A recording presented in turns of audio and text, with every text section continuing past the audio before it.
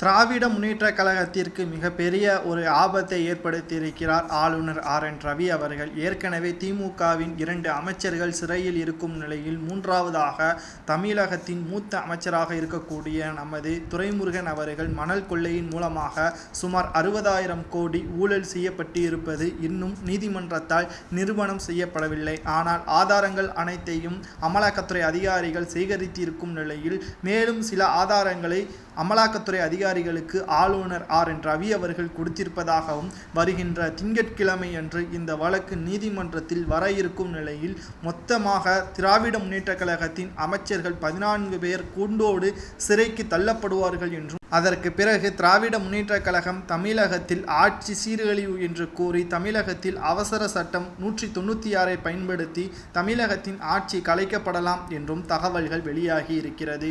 ஒட்டுமொத்தமாக திராவிட முன்னேற்றக் கழகம் ஆட்சி அமைந்து 3 ஆண்டுகள் முடிவடையும் நிலையில் தற்பொழுது வரை திராவிட முன்னேற்றக் கழகத்தினால் தமிழக மக்களுக்கு எந்த ஒரு பயனும் இல்லை. மாறாக திராவிட முன்னேற்றக் கழகம் தனியார் நிறுவனங்களுக்கு அரசு சொத்துக்களையும் தாரை வார்த்து வருவதாக பல குற்றச்சாட்டுகளும் சமீபத்தில் எழுப்பப்பட்டு வருகிறது.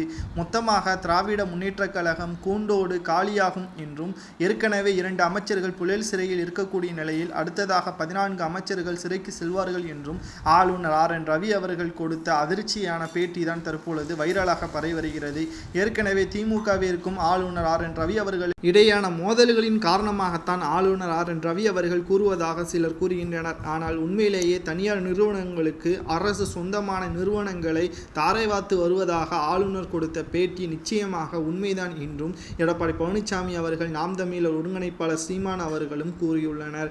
மேலும் திராவிட முன்னேற்றக் கழகத்தின் ஆட்சி இந்த 5 ஆண்டுகளோடு முடிவடையும், இல்லை என்றால் நிச்சயமாக 3வது ஆண்டு இறுதிக்குள்ளே ஆட்சி கலைப்பு ஏற்படும், இனி ஒருபோதும் திமுக தமிழகத்தை கைப்பற்ற முடியாது என்றும் கூறியுள்ளார் ஆளுநர் RN ரவி.